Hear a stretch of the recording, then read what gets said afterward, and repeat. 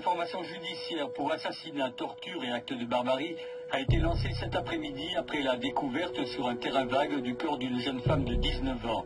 La victime, d'origine maghrébine, aurait été poignardée dans des conditions faisant penser à un crime rituel.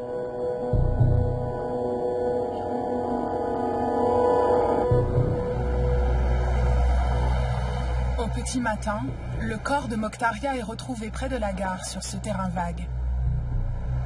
Une mise en scène macabre qui reste gravée dans la mémoire de José Belmonte. Je me trouvais au bureau et on est avisé par le commissariat de la découverte d'un corps. Quand j'arrive sur les lieux, je vois un corps qui est au milieu d'un terrain vague, qui est les bras donc en croix, face au ciel, et avec de larges plaies au niveau de son corps. Alors, en m'approchant, bon, effectivement, j'ai vu qu'il s'agissait d'une jeune fille très jeune, d'un 18-19 ans. L'enquêteur constate de nombreuses mutilations sur le corps de la jeune femme, surtout au niveau de ses parties intimes. Quand j'arrive sur les lieux, que je vois ce corps-là, bon, ça m'avait tout de même choqué qu'on puisse en arriver là. Je me dis, c'est pas possible un tel acharnement. Pourtant, bon, on est tout de même blasé, on voit des corps en envoi, on voit des noyés, on voit des suicidés, on voit des gens qui ont été assassinés, mais de cette façon-là, personnellement, c'était la première fois que j'avais affaire à ce type d'assassinat. Dans ma tête, je me dis, voilà une affaire qui va être très difficile justement à résoudre. L'affaire de Mokhtaria rappelle à José Belmonte celle d'une autre jeune femme, disparue dans le même quartier 1 an et demi plus tôt, en septembre 1995.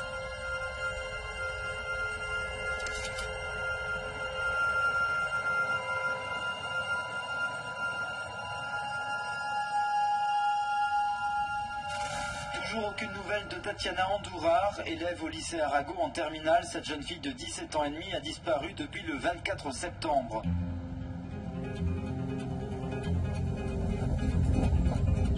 Ce jour-là, Tatiana Andujar revient de Toulouse où elle a passé un week-end entre amis. À 19h, elle sort de la gare et s'apprête à rentrer chez ses parents. C'était il y a 22 ans. Marie-Josée, sa mère, et Alexandre, son petit frère, ne l'ont jamais revue. Tatiana est arrivée ici à 19h30 le dimanche 24 septembre 1995. Lorsqu'elle arrive en gare de Perpignan, on la voit ici, elle téléphone. Et puis elle s'arrête, elle attend 10 minutes, un quart d'heure. Son camarade de classe qui se situe donc à la brasserie de la gare la voit et lui fait un coucou, qu'est-ce que tu fais là, comment vas-tu? Ensuite, elle s'est dirigée vers la rue Courteline pour vraisemblablement faire du stop.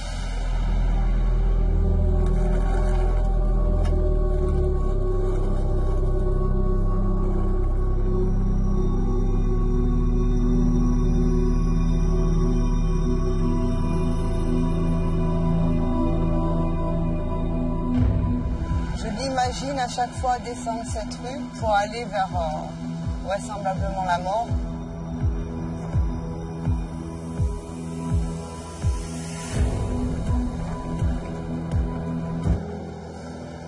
C'est le seul endroit où Tatiana peut avoir bifurqué pour prendre la route et faire du stop pour aller à Tuire. Il n'y a pas d'autre chemin. C'est très difficile parce qu'on vit avec un fantôme à l'heure actuelle. On ne peut pas faire de deuil, on ne sait pas où est Tatiana. On vit avec ça tous les jours, tous les matins on se lève, on pense à ça, on vit avec ça et c'est très pesant. Je regarde les photos de ma sœur tous les jours et je me dis, ah si elle était là, qu'est-ce qu'elle m'aurait dit? Est-ce qu'elle est fière de moi? Il y a longtemps que j'ai perdu l'espoir de revoir ma fille, mais j'ai l'espoir qu'on sache ce qui s'est passé ce jour-là, ce 24 septembre à la gare de Perpignan.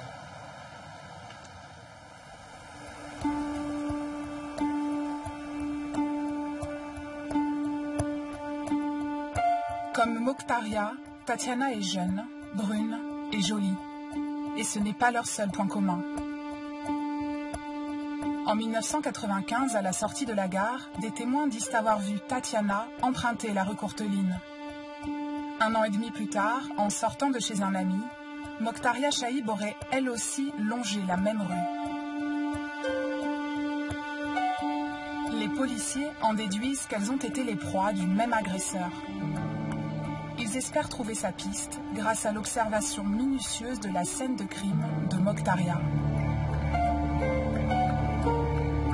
Mais ils ne trouvent aucun vêtement ni chaussure autour du corps. Comme si le meurtrier avait emporté avec lui les effets personnels de la jeune femme. La police judiciaire se met alors en quête de témoins. Ces premières heures sont cruciales, car la mémoire des habitants peut varier au fil des heures. Le temps presse. Tous les services de police de la ville sont donc mobilisés pour l'enquête de voisinage.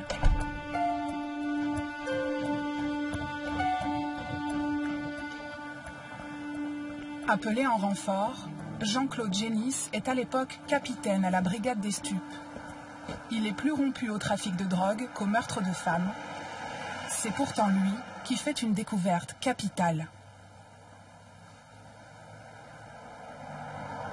J'ai eu cette chance de frapper peut-être à la bonne porte, puisque le propriétaire de la maison me dit effectivement, j'ai entendu parler de cette histoire, bien sûr, à la radio. Et donc, écoutez, je ne sais pas si ça vaut le coup de vous le dire, mais voilà, moi je vous le dis, voilà, j'ai trouvé ce matin une chaussure dans mon jardin qui ne m'appartient pas. Voilà.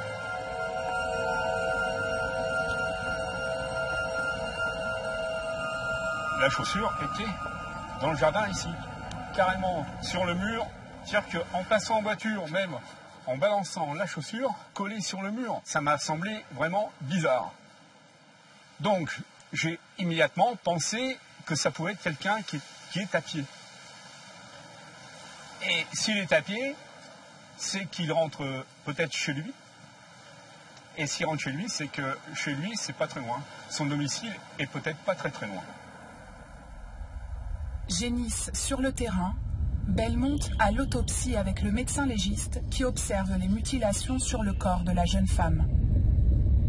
On a envoyé cette petite dans l'autopsie et je me souviens très bien de ce qu'avait dit le médecin. Les découpes étaient très propres, que ça avait été fait, disons, avec un outil style scalpel. Ça a été fait par un médecin, quelqu'un qui connaissait le corps humain.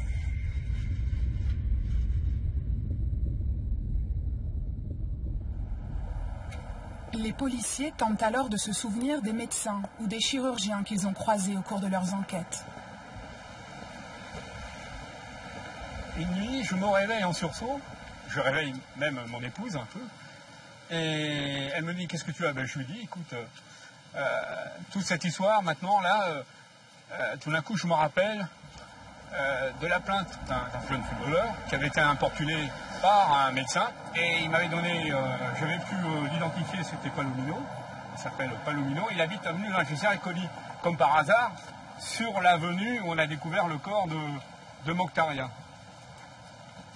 Et en plus, il est médecin, donc je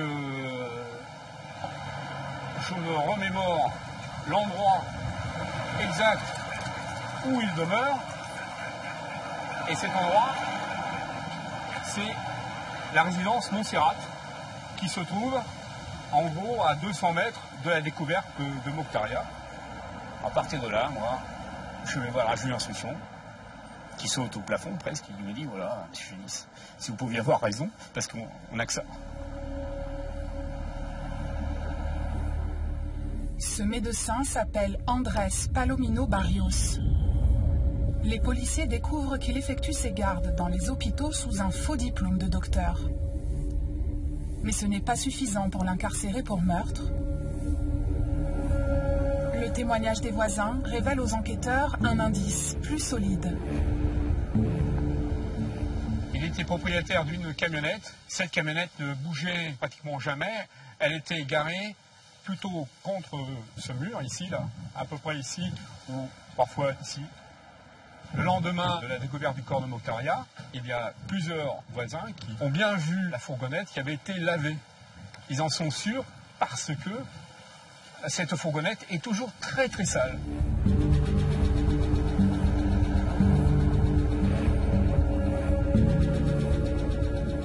Lors de son interrogatoire, Palomino est entendu par José Belmonte et Jean-Claude Gélis. Les deux enquêteurs se trouvent face à un homme sournois qui se contredit à plusieurs reprises. Au bout de plusieurs heures d'audition, il y a eu un silence. Et avec José Belmonte, on s'est regardé et on a pensé la même chose. Et j'ai regardé Palomino et j'ai vu qu'il baissait la tête. Et je me suis dit, ça y est, il va le dire. Il va avouer. Il va dire oui, c'est moi.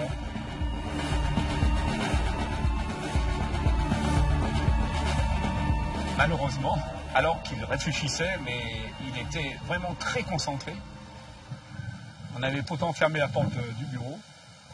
Il y a un collègue qui est venu et qui a tapé en disant qu'il y avait je ne sais plus si c'est l'avocat ou le médecin qui venait visiter Palomino. À partir de là, Palomino, une carpe. Principal suspect dans le meurtre de Mokhtaria, Andrés Palomino Barrios est placé en détention provisoire. Mais alors qu'il est incarcéré depuis 6 mois, une troisième jeune femme disparaît près de la gare de Perpignan.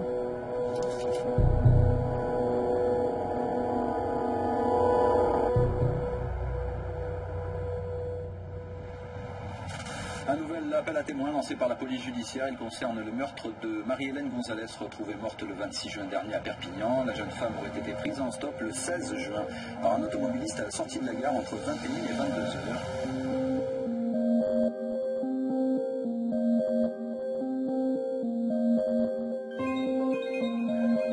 Le corps de Marie-Hélène Gonzalez est retrouvé près du péage sud de l'autoroute, à 3 km du centre de Perpignan.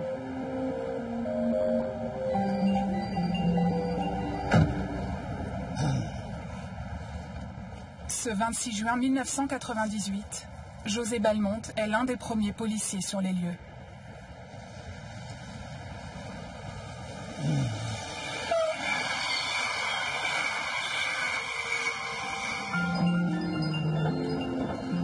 Dix jours plus tôt, Marie-Hélène quitte son travail de vendeuse à Argelès-sur-Mer pour rejoindre Perpignan. À la sortie de la gare, comme les deux autres jeunes femmes avant elle, elle emprunte la rue Courteline. Il lui arrivait à elle aussi de faire du stop, au bout de cette rue. C'est probablement ici qu'elle serait montée dans la voiture de son meurtrier.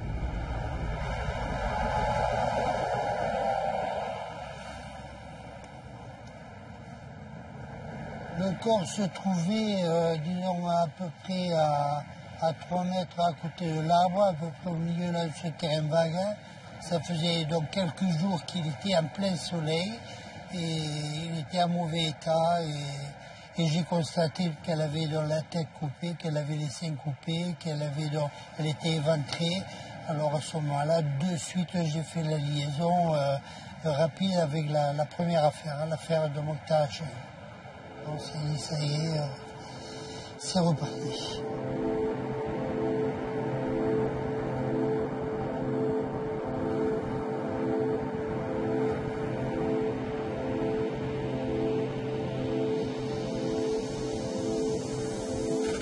Le présumé coupable, le médecin péruvien Andrés Palomino Barrios, dans l'affaire de l'assassinat de Mokhtaria, vient d'être libéré sous caution par la cour d'appel de Montpellier. Palomino n'est plus qu'une fausse piste. L'enquête est dans l'impasse. Quand on voit ce cadavre de jeune fille, dont 6 mois après, c'est vrai qu'on se sent, entre guillemets, un petit peu fautif. On aurait pu éviter justement que cette jeune fille-là soit assassinée. Et on se dit, Mais qu'est-ce que tu as oublié? Qu'est-ce que tu as oublié de faire?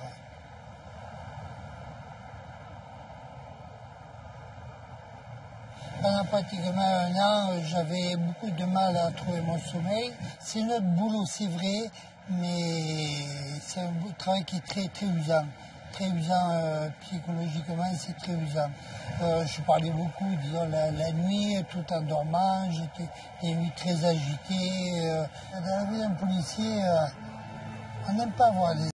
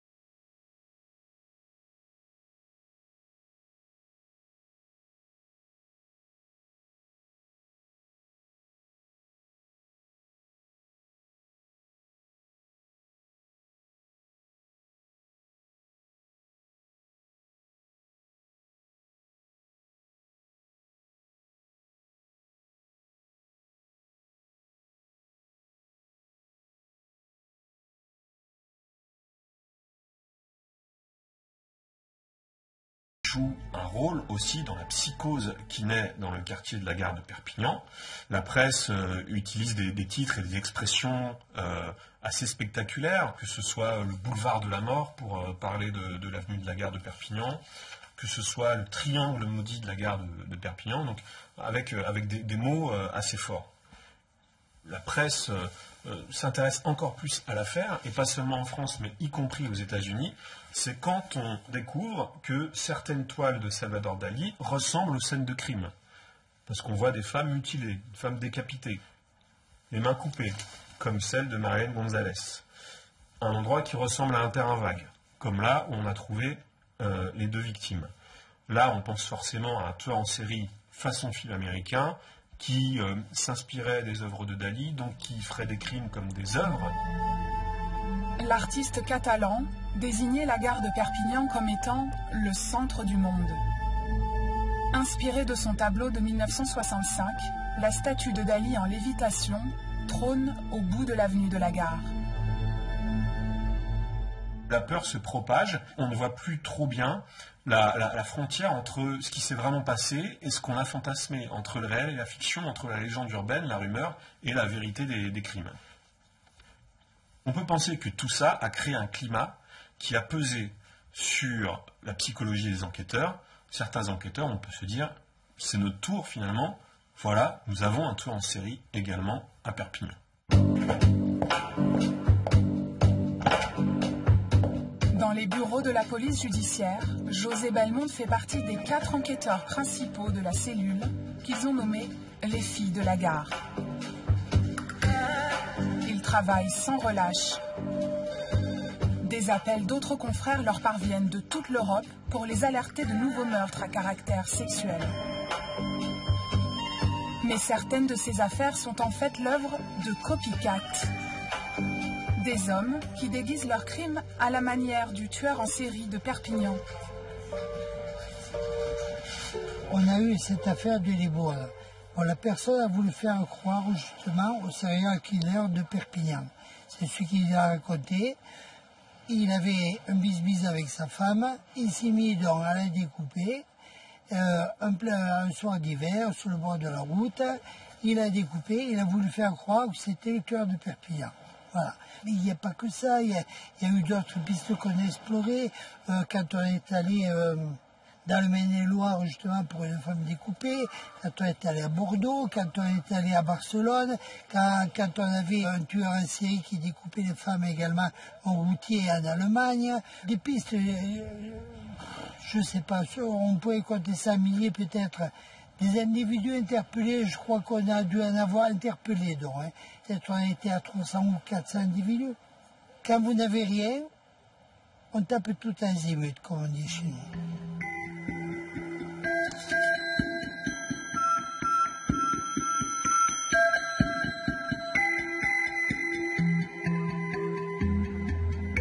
Pourtant, une affaire aurait dû les alerter, mais elle n'est jamais remontée jusqu'à leur service.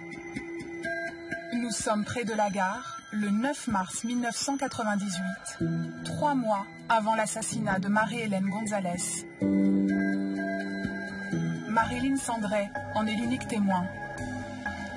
Voilà, donc nous sommes en mars 98 et j'habitais cette maison.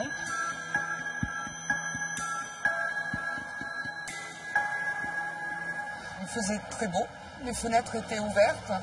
Et puis là, j'ai entendu des hurlements, vraiment des hurlements, mais j'insiste, des cris bestiaux, on va dire. Des cris vraiment bestiaux et qui ne s'arrêtaient pas. Donc, je suis sortie sur le pas de la porte rapidement. Et puis, j'ai essayé de voir d'où venaient les cris quand j'ai compris que ça venait sous le porche de l'immeuble en face. La victime avait la tête ici, les pieds ici, donc elle était en long, lui était à peu près ici. L'agresseur était en train de donner des coups de couteau avec une violence vraiment intense. J'ai employé cette personne par les épaules, je l'ai levée en fait, et je me suis retrouvée là face à un couteau, une lame, oui, un couteau de cuisine, enfin un couteau de cuisine, un couteau d'une lame d'environ 30 cm. Vu l'insistance de la personne, de l'agresseur, j'ai compris qu'il y avait une volonté de tuer. Il n'y avait pas possibilité, il n'y avait pas d'autre échappatoire, cette personne était là pour tuer. Il n'y a pas de mots, je pense qu'il n'y a pas de mots pour autant de sauvagerie, autant de barbarie. Surpris par Marilyn, l'homme prend la fuite. Elle le poursuit mais ne parvient pas à l'attraper. Sous le choc, elle n'imprime pas dans sa mémoire les traits du visage du tueur. Ce qui m'a le plus impressionné, c'est de voir avec quelle facilité j'ai maîtrisé quelque part cette personne. Et je me dis que toutes les victimes s'il y avait eu un passant, s'il y avait eu quelqu'un, s'il y avait eu quelque chose, voilà. Et je pense à ces jeunes filles qui n'ont pas eu la chance que quelqu'un passe, à ce moment-là, pour, je ne sais pas, un geste. Un seul geste, je pense que ce qui me rend le plus amère, c'est ça. Sabrina, la victime, a finalement la vie sauve malgré de graves blessures au ventre. Sans l'intervention de Marilyn, elle aurait peut-être connu le même sort que les autres jeunes femmes. Car son agresseur était le tueur de la gare. Celui qui mutilera 3 mois plus tard le corps de Marie-Hélène dans cette clairière.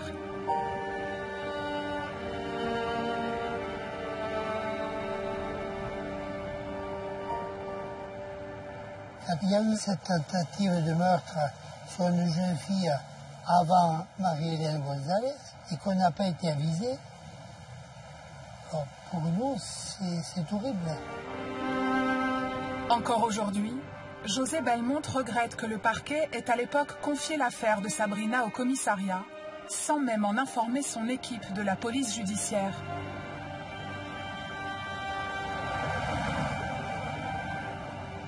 Il y a eu un loupé. Tout le monde savait très bien, qu'on était sur les dents, qu'on faisait tout justement pour pas que ça soit produit. Après 3 agressions, dont 2 mortelles, le tueur de la gare court toujours. Mais pendant 3 ans, la ville de Perpignan n'entend plus parler de lui.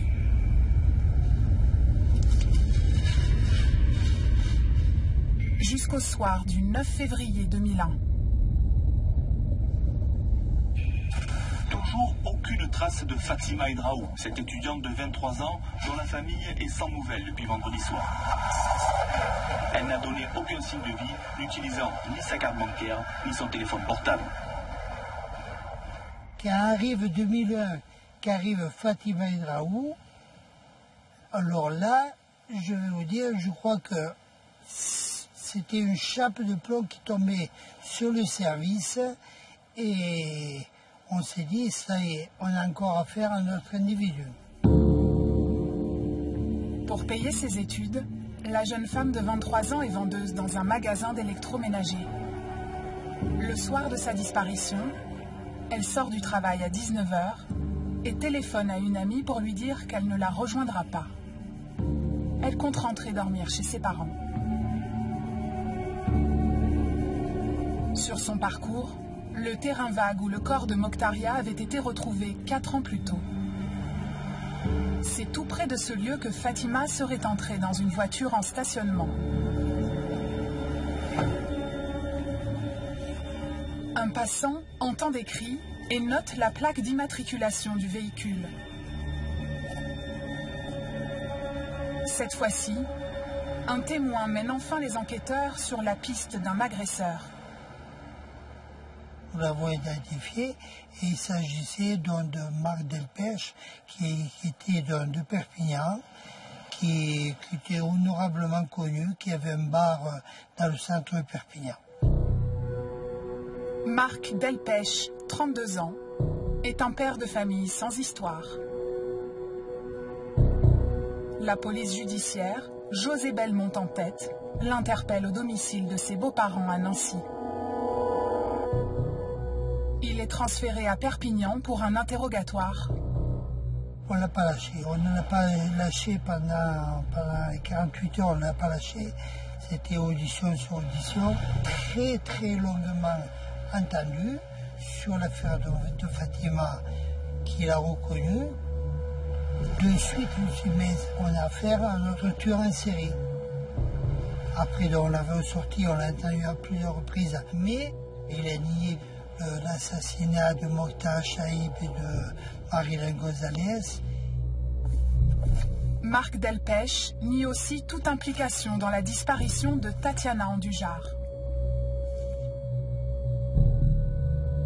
Mais pour les enquêteurs et Maître Nicolo, l'avocat des familles des 4 jeunes femmes, un fait troublant relierait pourtant Tatiana à Marc Delpech. On trouve chez Marc Delpech un début de roman dont le titre est Tatiana et qui met en scène un personnage qui, sur l'avenue de la gare, rencontre une jeune fille et la fait disparaître. Donc on peut imaginer soit qu'il a vécu ça, soit qu'il l'a inventé. Lors de la perquisition au domicile de Marc Delpech, les policiers découvrent sur les murs de son bureau des coupures de journaux sur les disparus de la gare. Et dans son ordinateur, sous le titre « Tatiana », voici un extrait du roman qu'il rédigeait. Il examine d'un œil froid les trottoirs, à la recherche d'une autostoppeuse. À droite, dans la rue Courteline, il vit une silhouette qui agitait le bras. Il la détaillait en approchant. Grande, brune, un jean moulant. Un grand sourire lui mangea tout le visage lorsqu'elle demanda s'il allait à Tuire. Mais ces troublantes coïncidences ne suffisent pas à confondre Marc Delpech. Il continue d'affirmer qu'il n'a aucun lien avec la disparition de Tatiana. Marc Delpech est un homme intelligent qui n'avait jamais été condamné, qui n'avait jamais eu maille à partir de la justice.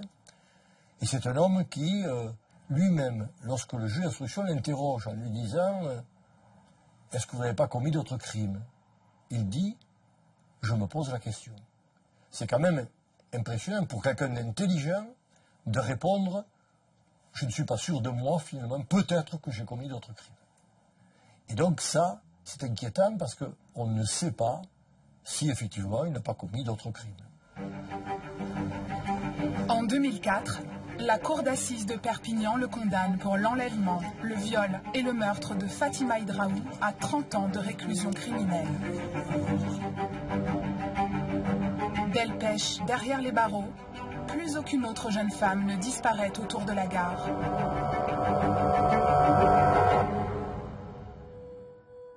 Mais pendant 10 ans, plusieurs questions restent sans réponse. Qui a tué Mokhtaria et Marie-Hélène? Qu'est devenue Tatiana Andujar?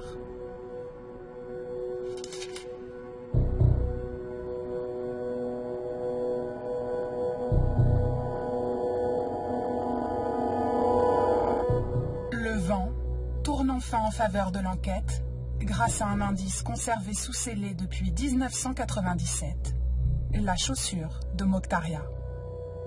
Il faut attendre octobre 2014 parce qu'il faut attendre les progrès de la science, et notamment des techniques ADN. Pendant toutes ces années, les juges d'instruction gardent au sous-sol du palais de justice les scellés, c'est-à-dire les pièces à conviction. Notamment la chaussure de Mokhtaria Chaïb, que le tueur avait oublié de faire disparaître. D'abord, on les compare aux principaux suspects que l'enquête avait permis de cerner, notamment Marc Delpech ou Palomino Barrios. On s'aperçoit que ça ne correspond à personne. Et ensuite, ces traces ADN, qui sont partielles, donc qui sont fragiles, sont comparées avec le fichier national des auteurs de crimes qui existe depuis les années 2000 en France. Et c'est là qu'une correspondance est trouvée entre l'un des ADN et celui de Jacques Ranson. Et c'est comme ça qu'on arrive à Jacques Ranson en octobre 2014. L'énigme des disparus de Perpignan est peut-être en passe d'être résolue. Jacques Ranson a fini par craquer au petit matin. Ce magasinier de 54 ans, confondu grâce à son ADN, a avoué avoir tué Mokhtaria Chaïb, une étudiante de 19 ans. Elle avait été retrouvée morte en décembre 97. Un an plus tard, il avoue aussi le meurtre de Marie-Hélène Gonzalez, commis en juin 1998. Il aura fallu plus de 15 ans pour que le meurtrier présumé de ces jeunes femmes ait enfin un visage. Celui d'un homme que José Belmonte regrette de ne pas avoir arrêté de ses propres mains. Il avait pris sa retraite 5 ans auparavant, en 2009. Vous le vivez comme un échec? J'aurais préféré, disons, être présent au moment de son interpellation. En connaissant les dossiers par cœur, c'est vrai que peut-être qu'on aurait pu, disons, sortir certains éléments. Mais dans le jour de mon départ, bon, je ne pleurerai jamais, mais là, j'ai pleuré tout de même. Parce que je suis parti sur un échec. Non, c'est vraiment... C'est dommage, bon, c'est une affaire, bon... Il n'y a pas eu le facteur chance. Malgré toutes les enquêtes de voisinage et des milliers d'auditions, le tueur présumé a agi en toute impunité, presque sous le nez des policiers.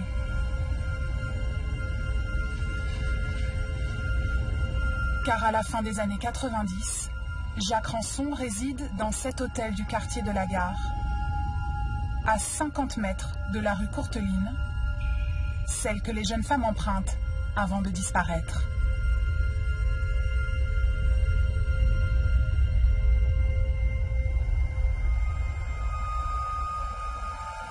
Ce qui est frappant dans cette affaire, c'est que pendant 20 ans, la réalité et la fiction se sont mélangées.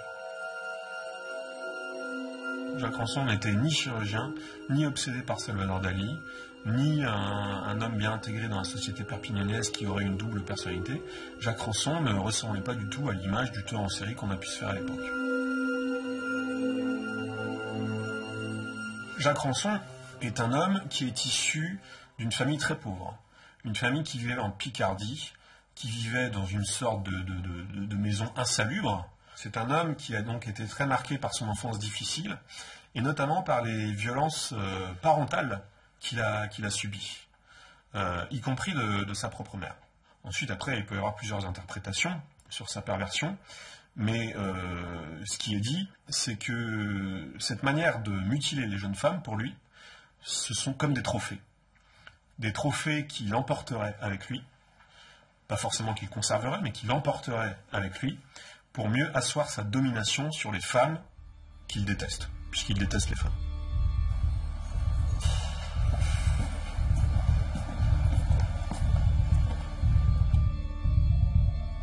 Maître Xavier Capellet est l'avocat de Jacques Ranson. Pour lui, son client est loin du stéréotype du tueur en série.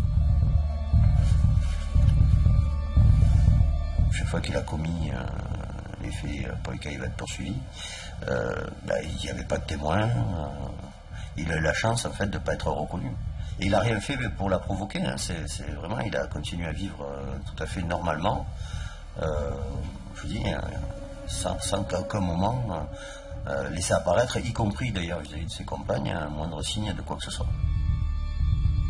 Un homme simple, père de 4 enfants, mais qui avait violé une automobiliste dans la Somme en 1992. Après 5 ans de prison pour ce crime, il tue Mokhtaria en arrivant à Perpignan. Ce qu'on sait, c'est qu'il est sorti de prison avec très peu de moyens sur lui, moyens financiers, je dis bien. Et du fait qu'il n'était pas très fier de ce qu'il avait fait dans sa région d'origine, il a décidé d'aller le plus loin possible de cette région, tout en restant en France. Et le point le plus éloigné de son lieu d'incarcération à l'époque, c'était Perpignan. C'est la raison pour laquelle il est venu à Perpignan. Voilà, c'est le hasard qui a fait qu'il est arrivé à Perpignan. Et il est arrivé à Perpignan sans que personne ne sache qu'il était là. On n'a pas considéré à l'époque que c'était quelqu'un qui était susceptible d'être dangereux, de récidiver, d'avoir un comportement qu'il a eu ensuite. J'imagine que si ça avait été le cas, on aurait suivi un peu plus.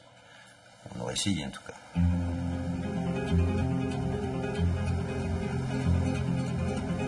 Ranson arrêté, la traque prend fin, laissant un arrière-goût d'inachevé.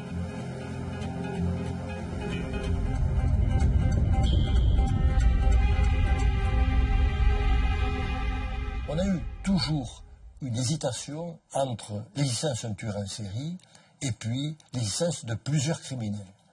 Il se trouve qu'aujourd'hui, les deux thèses étaient valables. Les deux thèses sont valables, puisqu'on a un tueur en série, c'est Jacques Ranson, et on a d'autres disparitions qui sont expliquées ou inexpliquées, mais qu'on ne peut pas imputer à Jacques Ranson. Lorsque Tatiana Andujar disparaît à Perpignan en septembre 1995, Jacques Ranson est en détention à Amiens. Il ne peut donc pas être mis en cause dans cette affaire. La mère de la jeune femme attend toujours une réponse. On recherche Tatiana, jolie, brune, avec un grain de beauté, voilà, qui a disparu 17 ans, habillée tout en noir. Qui a disparu le 24 septembre 1995. Aidez-nous à la retrouver.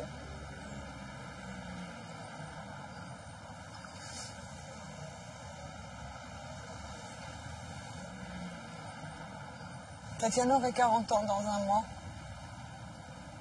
Elle avait 17 ans. C'était une enfant. C'était juste une enfant. Tatiana, elle avait 17 ans, c'était une enfant.